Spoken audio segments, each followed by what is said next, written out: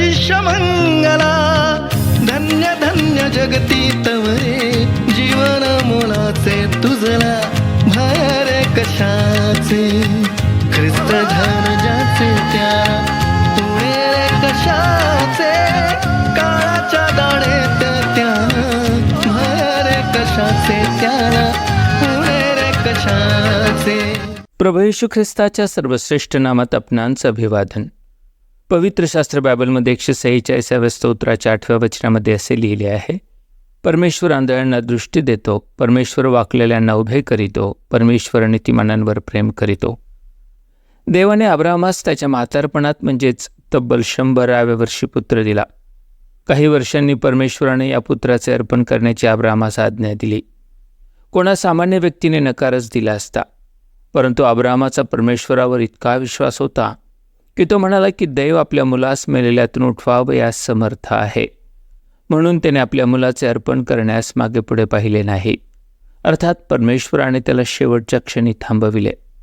Bible सांगते, अब्राहामाने देवावर विश्वास ठेविला आणि हे त्याला नीतिमत्व असे मोजण्यात आले. देवाने अब्राहामावर प्रीती केली. येथे देव मनुष्याला नीतिमान कसा ठरवितो हे आम्ही पाहतो. नीतिमान या शब्दाच्या विरुद्ध शब्द आहे पापी. देवाचे वचन सांगते, नीतिमान कोणी नाही, एक देखील नाही. म्हणजेच येथून तिथून संपूर्ण मानवजात पापी आहे. पापी मनुष्यावर देव प्रेम करीत नाही, कारण परमेश्वर पवित्र आहे व त्याला पापाचा तिटकारा आहे. तो न्यायी असल्याने त्याने पापी जनांसाठी नरकाची शिक्षा निश्चित केलेली आहे. असे असले तरी कोणाही मानवाने नरकात जाऊ नये असे देवाला वाटते.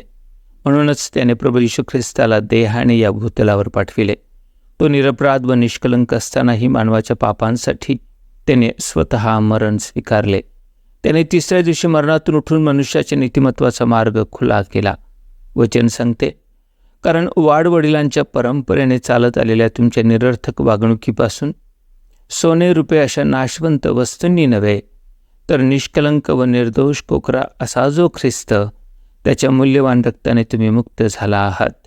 थोडक्यात सत्य हेच आहे की आपण देवाच्या कृपेने केवळ विश्वासाने नीतिमान ठरविलेले आहोत व नीतिमान ठरविले गेलेल्या प्रत्येकावर परमेश्वर प्रेम करीतो.